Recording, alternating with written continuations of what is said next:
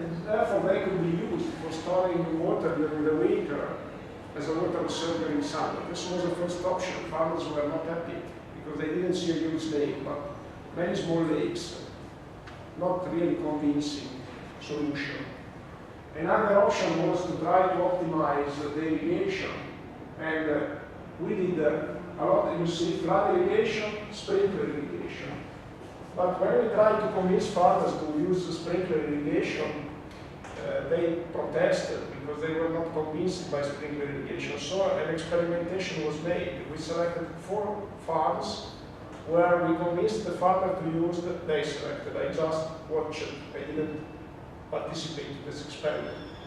They gave to farmers the money to set up sprinklers, and for a couple of years they used sprinkler irrigation.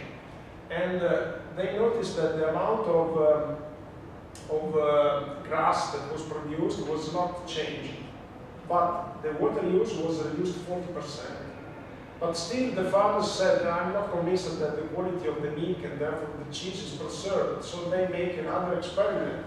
They made the cheese just with the milk produced in these farms and called people, independent people, to taste the cheese. Unfortunately, they couldn't participate in this tasting campaign. And the tasting gave positive results. They couldn't recognize the cheese produced in one way or the other.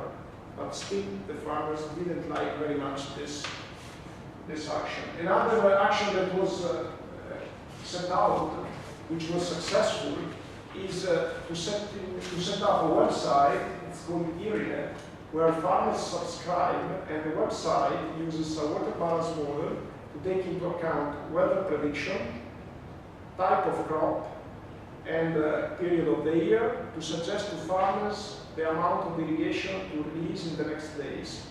And this allowed to reach a consistent result, a significant result in terms of water savings.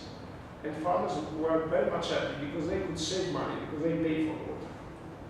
And indeed, farmers subscribed and are still using this system. This allowed to reach a first target. And then there is this big dam that is continuously discussed. People started to discuss the opportunity to build this dam 200 years ago, and we are still discussing. There are relevant concerns related to the lifespan. We are concerned, I am particularly concerned that the siltation could be very significant, so the dam could last for like 15 years, 70 years, not a long time. And also the concern is, that downstream there could be some negative consequences, river erosion, or impact on the water table, groundwater storage, because of reduced infiltration downstream. Many things, but it seems that now, for economic reasons, for the crisis, this option is not considered anymore. And this is an interesting and funny story for some reasons, because in 1980 they started to build the dam. They did what we call in Italian taglione, which is the barrage to avoid infiltration of groundwater below the dam foundation.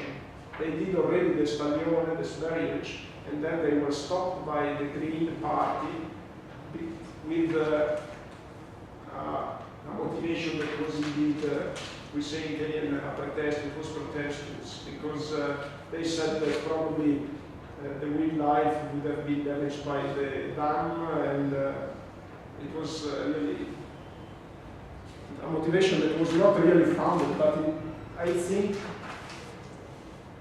that it was a good thing that it was not built, because as an engineer, I think this dam is still leaves some question marks that are very relevant. Okay, and I think I have finished. Yes. Okay, this is basically the case study. And then I will stop for 15 minutes, and I will introduce rainfall oil in the next hour. Okay.